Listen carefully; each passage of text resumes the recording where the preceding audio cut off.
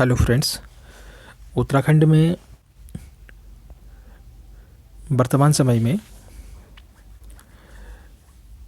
राजनीतिक पार्टियों के द्वारा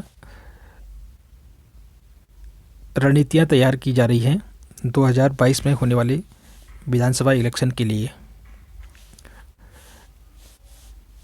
जिला स्तर पर प्रत्येक जिले में इकाइयों का गठन किया जा रहा है कि किस प्रकार से आगामी विधानसभा चुनाव में अधिक से अधिक मत हासिल किए जा सके और मतदाताओं को लुभाने का प्रयास किया जाएगा। और इसके अलावा चुनावी प्रचार प्रसार होगा और तमाम तरह की घोषणाएं भी होंगी, जिसमें शिक्षा, रोजगार, स्वास्थ्य, पेयजल, बिजली जैसी व्यवस्थाओं के बारे में बढ़ चढ़कर पार्टी कार्यकर्ताओं के द्वारा घोषणाएं की जाएंगी। तो फ्रेंड्स, उत्तराखंड में 2022 में होने वाले विधानसभा चुनाव के लिए काफ़ी सोच समझ करके सभी लोगों को एक अच्छी सरकार बनाने का प्रयास करना होगा, जिससे कि बेरोजगारों को रोज़गार मिल सके, अच्छी शिक्षा मिल सके और अच्छे स्वास्थ्य की व्यवस्था हो, बिजली पानी की व्यवस्था हो, यातायात की सुविधाएं हों। तो इन तमाम चीज़ों को मद्देनज़र रखते हुए यहाँ पर समस्त तमाम राजनीतिक पार्टियों के द्वारा घोषणाएं भी की जाएंगी। तो फ्रेंड्स, वर्तमान समय में उत्तराखंड में जो प्राथमिक शिक्षक भर्ती चल रही है उसमें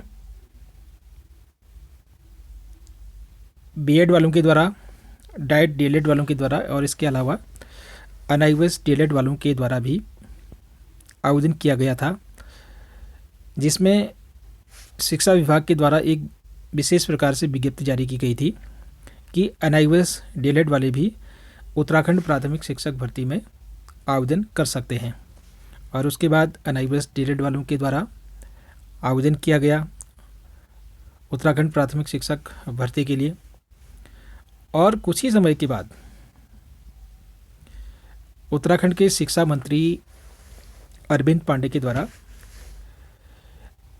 इस विज्ञप्ति को, इस प्रस्ताव को खारिज कर दिया गया, जिसमें अनआईएएस डीएलएड वालों को भर्ती प्रक्रिया में शामिल किया गया था। तो फ्रेंड्स, वर्तमान में जो सरकार उत्तराखंड में अभी चल रही है उसमें काफ़ी परेशानियों का सामना अनआईएएस डीएलएड वालों को करना पड़ रहा है।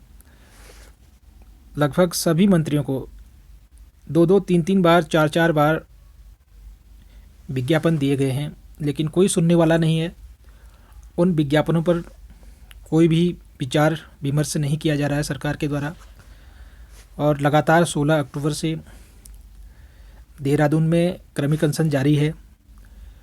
कितनी दिक्कतें वहाँ पर अनआईएएस डीएलएड के कैंडिडेट्स को आ रही है, कोई भी बातचीत करने के लिए तैयार नहीं है और उनकी परेशानियों को समझने के लिए तैयार नहीं है। उत्तराखंड में लगभग 37,000 अनआईएएस डीएलएड अभ्यर्थी हैं और उनके परिवार के सदस्य और उनसे जुड़े हुए रिश्तेदार लगभग हज़ारों लाखों की संख्या में उत्तराखंड में हैं, जो कि आने वाले विधानसभा चुनाव में सरकार की दशा और दिशा को बदलने में अपना योगदान दे सकते हैं। अगर वर्तमान सरकार अभी अनआईएएस डीएलएड वालों की मांग को अगर नहीं मानते हैं, उनको प्राथमिक शिक्षक भर्ती में शामिल होने के लिए मौका अगर नहीं दिया जाता है, तो अनआईएएस डीएलएड वाले फिर यही तय कर सकते हैं कि आने वाले समय में जो विधानसभा इलेक्शन होंगे, किसको अपना विधायक बनाएंगे, कौन होगा शिक्षा मंत्री और कौन मुख्यमंत्री होगा। इसके लिए रणनीति तैयार कर सकते हैं।